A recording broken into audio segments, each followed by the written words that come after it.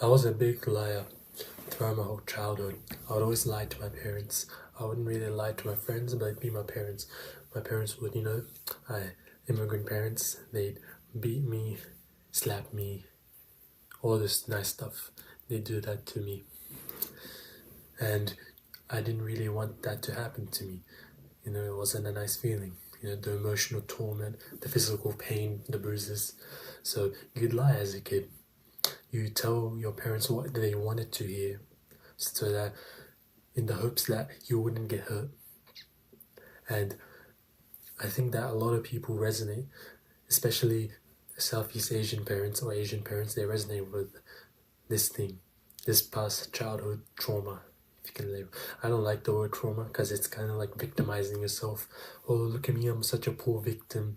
That's why I don't really like to use the word trauma. So, lack of a better term, we all have this trauma inside of us, and we kind of carry it out throughout our adolescence and our teenage years.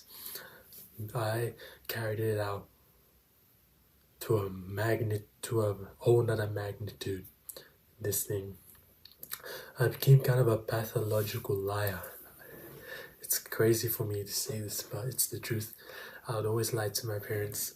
I wouldn't really try to lie to my friends because I had a genuinely good brotherhood around me, and I try to keep myself accountable with them.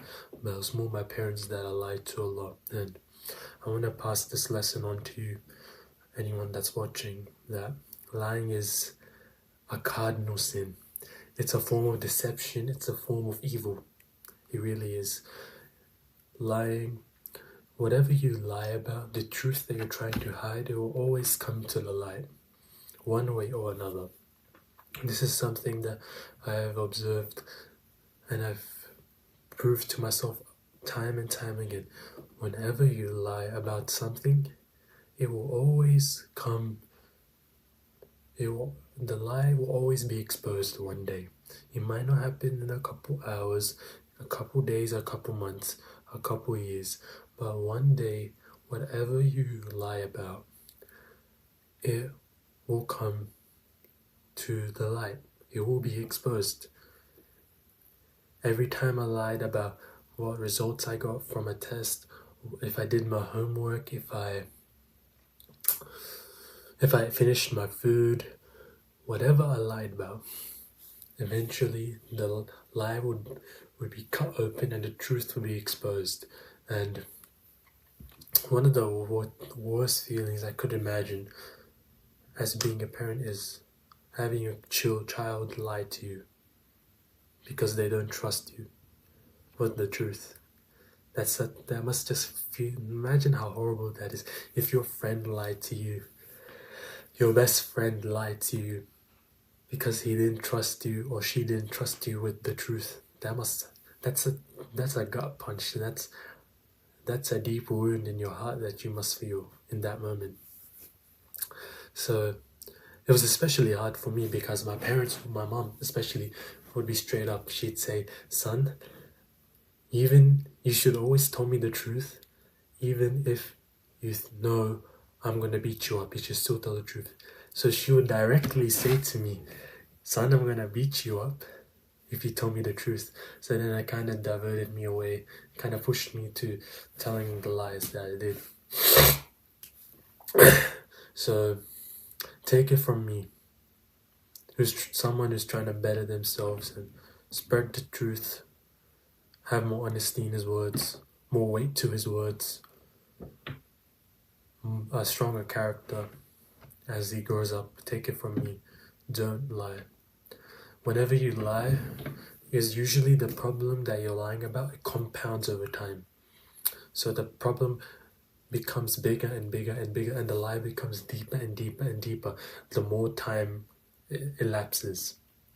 So eventually, the small thing that was very minute really wasn't that big of a deal in the universal truth of the matter. Not what you perceive, but with the universal truth of the matter. It was kind of small. But when you lie about it and then it stays in the shadows, the longer it stays in the shadows, the bigger and bigger and bigger of a deal it actually ends up becoming. And then when the truth is told to whoever you're lying to, when the truth is exposed, this big thing that it's built up to just comes crashing down on you. And that's a horrible feeling. It really is. It's harder to tell the truth in the moment. It's easy to lie in the moment. But when it comes to life, and when you're at a split end at a road and you have two options, the easy and the hard choice, you should always pick the hard choice. That's something else I've learned throughout my life. The hard option is always the better option. Telling the truth, not only will telling the truth, it will stop this small problem from compounding over time, but the person